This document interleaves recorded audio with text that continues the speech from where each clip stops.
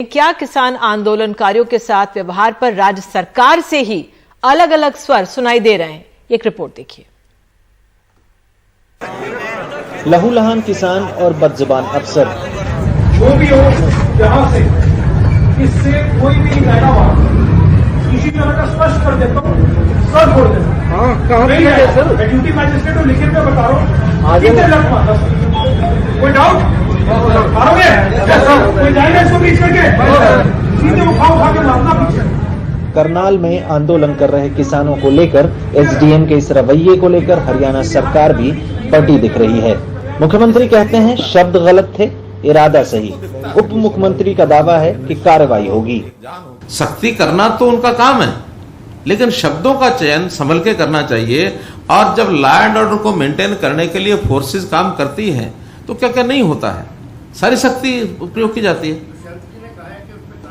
प्रश्न ये नहीं है कार्रवाई हो के नहीं है तो ये एडमिनिस्ट्रेशन पहले देखेगा, हम बाद में देखेंगे। मैं ही कह रहा हूं कि उनको ये शब्द नहीं बोलने चाहिए थे, लेकिन सख्ती नहीं बरतनी चाहिए थी, ये तो नहीं है। जो बातें कही गई है और बाद में भी शायद कोई क्लैरिफिकेशन आई कि 2 दिन से नहीं सो पाए, सिखाया जाता है, पढ़ाया जाता है, तब भी उनकी ट्रेनिंग का एक बड़ा अहम हिस्सा है जिसके अंदर उनको इंटीग्रिटी और अपने एक्शंस को बैलेंस करने के लिए किया जाता है।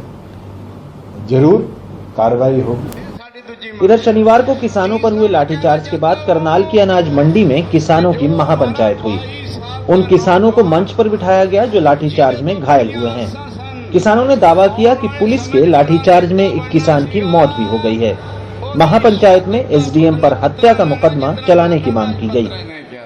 जिन लोगों ने ज्यादती की वो एसडीएम और जिन लोगों ने सिरों में लठ मारे हैं और जिन लोगों ने सिर में लठ मारने का ऑर्डर दिया है और जिससे हमारे किसान की हत्या भी हो गई है, किसान शहीद भी हो गया है,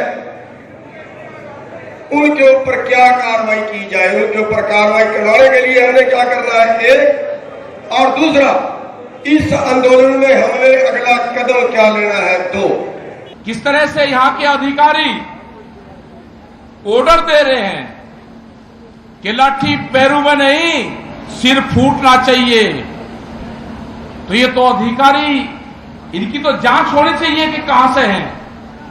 ये हमको खालिस्तानी कहते हैं, हमको पाकिस्तानी कहोगे तो हम इनको कहेंगे कि सरकारी तालिबानों का देश में कब्जा हो चुका है, ये सरकारी तालिबानी है।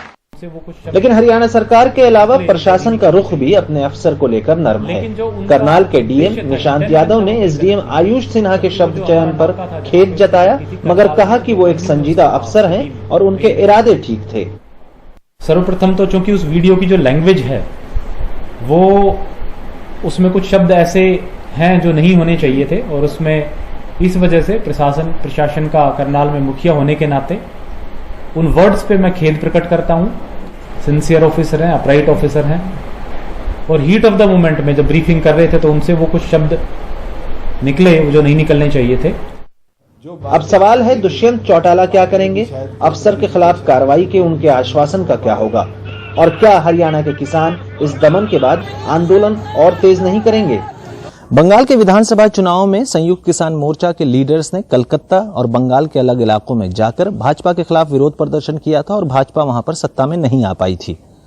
अब हरियाणा में इस साल पंचायत चुनाव है, पंजाब और यूपी में अगले साल विधानसभा चुनाव है। ऐसे में आगे आने वाले दिनों में इन राजनेताओं को किसानों का विरोध भी झेलना पड़ेगा, लेकिन सरकारों को यह सुनिश्चित करना चाहिए कि करनाल जैसी घटना दोबारा ना हो। चंडीगढ़ से मोहम्मद गजाली, एनडीटीवी इंडिया।